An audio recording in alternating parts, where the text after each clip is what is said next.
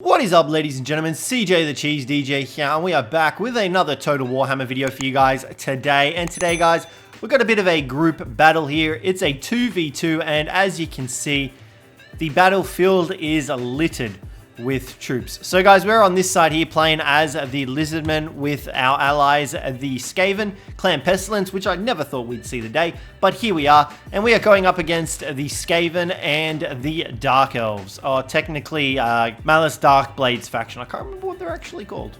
Yeah, so as you can see, there's quite a lot of forces. We're not going to go through all of them, otherwise that's going to be the entirety of the video.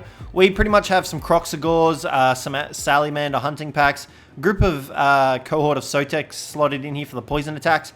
That's our main force, and then we've also got the Feral Dread Saurian, the Thunderous one, and in the back we've got two of the Ripidactyl Riders. As for my ally, he's got a lot of Clan Rats, a lot of Plague Months. You can see in the back here, he's got some Poisoned Wind Globadiers, a couple of groups of Rat Ogres. He has the Grey Seer of Ruin, a Hell Pit Abomination, some Plague Monk Sensor Bearers, and lots of Rat Ogres. We also have three groups of Horned Ones over here, and yeah, Warpfire Throwers. Now, as for the enemies, you can obviously see here as well, pretty much well-built army. I'm pretty sure we had like Ultra Funds. Warplock Jezzails, lots of artillery along the back here, a couple of Rat Ogres, the Council Guard, the Storm Vermin, front line of Clan Rats, some Death Globe Bombardiers as well to deal with our large dinos. Lots of Storm Vermin troops you can see there. As for the Dark Elves, Malice Darkblade in the back, three groups of Huggeneth Executioners, some Spears, some Bleak Swords, a huge row of Dark Shards, some more Dread Spears, a Siren of Red Ruin, the Bloodrack Medusa. Oh god, such a terrifying unit. As well as that, the Bloodrack Shrine with another Medusa on top, the Chill of Sontar over here, and the Blackguard of Nagarond as well. And I believe that's pretty much all the forces. In Vanguard deployment, there's a couple Gutter Runner Slingers as well for each side. But yeah, guys, let's get this battle underway. Now, there is a lot going on. We'll try to cover as much possible. Warp Lightning Cannon's already opening up on our Feral Dread Saurian. You can see the damage coming in there. Ripidactyl Riders I send in to try and shut down these two cannons. We do try to get a rear charge on them, because if you recharge enough, that will shatter them. But you can see the Warp Grinders here are doing a pretty good job of shutting down the Ripidactyl Riders. I try to pull them out so we can get another charge on. Right now, these guys are just standing victims to the Warp Block Jezzails. The Plague Claw Catapult is also coming down upon them. We are starting to move our Kroxigors forward to intercept these Clan Rats.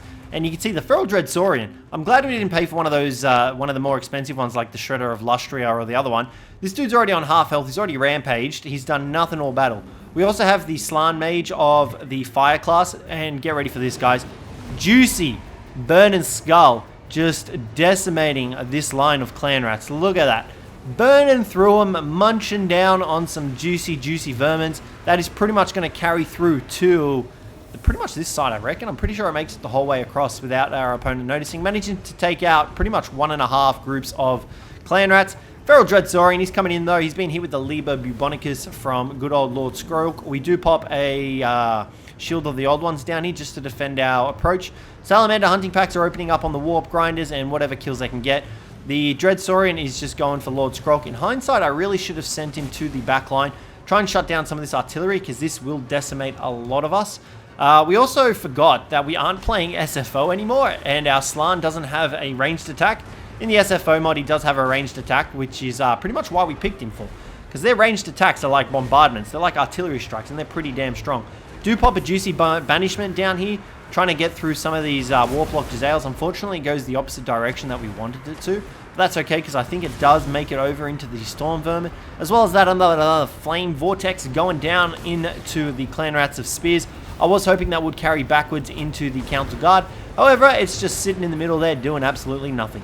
So, the Rat Ogres and the Clan Rats, sorry, the Storm Vermin are engaged with the Kroxigors. And surprisingly, these guys did a really effective job of shutting down the Kroxigors. I was really expecting the Kroxigors to deal a lot of damage to these guys. But you'll find that the Kroxigors did manage to get shut down by the Rat Ogres pretty effectively. A Aura of Quetzal and a Wither going down here from my opponent and myself, trying to buff up all our units, because this is where the main fighting is going on. Salamander hunting packs are trying to pop off on the Warp Lightning Cannons. Another Burning Skull does come through there, as well as another Flame Vortex hitting absolutely nothing, which is a damn shame. It is actually going to hit our own Salamander hunting packs, I believe. Or does it just manage to disappear? Just manages to disappear. So you can see we did manage to rout off the Council Guard a little bit or get them back, but we've still got this whole line of artillery in the back here to deal with, which is a huge pain in the ass. Luckily for us, we are winning this fight over here. The Thunderous one managing to take on the Storm Vermin with halberds, alongside the Kroxigors and another group of Kroxigors. Salamander hunting pack starting to open up on the Dark Elves. We do have the the Colossodon hunters coming back. We did send them in on the Bloodrack Shrine, but you can see they got shut down pretty effectively. And as for my ally, the fighting isn't going too well for him. He's got the Grey Seer of Ruin in an infantry fight. Not a good call for the Mage and Sorcerer. Malice Darkblade is coming over here as well, though, to try and shut down the Sallies and the Thunderous one. So you can see the balance of power is slowly ebbing in our opponent's favor. Most of my front line is gone. My Kroxigors are pretty much gone. I did just remember that I had the Horned ones stuck in reserve that we totally forgot about. So I do decide to send them in, but it's too late in the battle now. They've got the artillery pieces popping off. Really should have sent the Horned ones around this other side and come through, but they were positioned over here and we just kind of forgot about them. They are engaging here. We do pull them back to try and get a bit of a charge effect on them. And you can see Malice is going toe-to-toe with the Thunderous one. Now, this is a match that the Thunderous one would be able to win if Malice didn't have the backup of the artillery. You can see there's 3 groups of artillery, 3 Warp Lightning Cannons firing in on the Thunderous one. Going to be pretty effective at shutting him down. And you can see the Warp Fire Throwers for my ally have come in and have started unloading their green unholy barrage on anything and everything. Just trying to destroy and deal as much damage as we possibly can. They actually do a pretty decent amount of damage. Not as much as we would have liked, though. You can see they've still got plenty of ammunition and they do start running off. The Plague Monks are here. They haven't really done too much. There is a juicy Warp Lightning Bolt coming down on these archers. Don't know why it would be cast there for. I would have picked like the Bloodrack Shrine or the Blackguard Naggarond, or even like the Medusa. That would have done a lot more damage. Hellpit Abomination is still pretty healthy, but you can see the balance of power is slowly fading away from us. Our Thunderous one is shattered. Our Sallies are starting to flee. They are being hit by the Plagueclaw Catapult.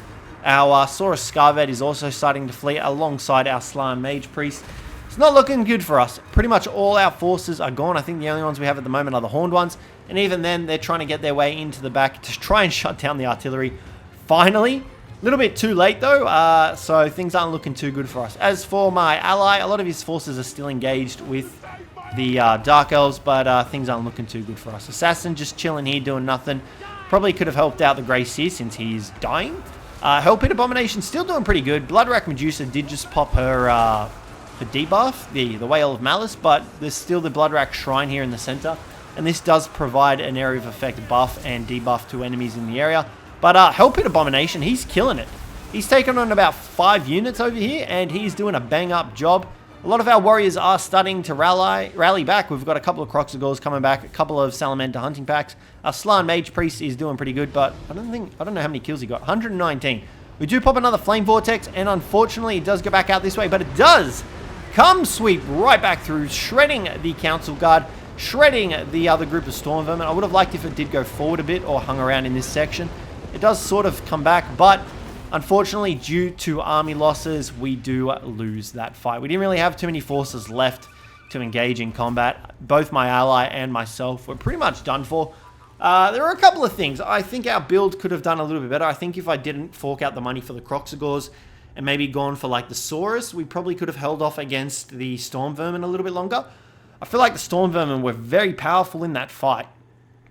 They did a really good job against the Kroxigors. I think with the backup of the Rat Ogres, that's what pretty much allowed them to pull through. Horned ones was a big mess up on my part. I should have sent them around back earlier in the match and got them to shut down the artillery, instead of forgetting about them and leaving them in reserve. Slann Mage Priest, he did pretty good. I think if we had like Nakai or Gorok, that probably would have been a better choice.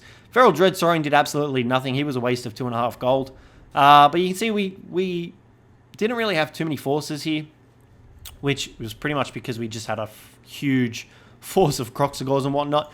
As for my ally, he didn't do too hot himself, considering a lot of the Dark Elf forces were small-based infantry, like they weren't elite.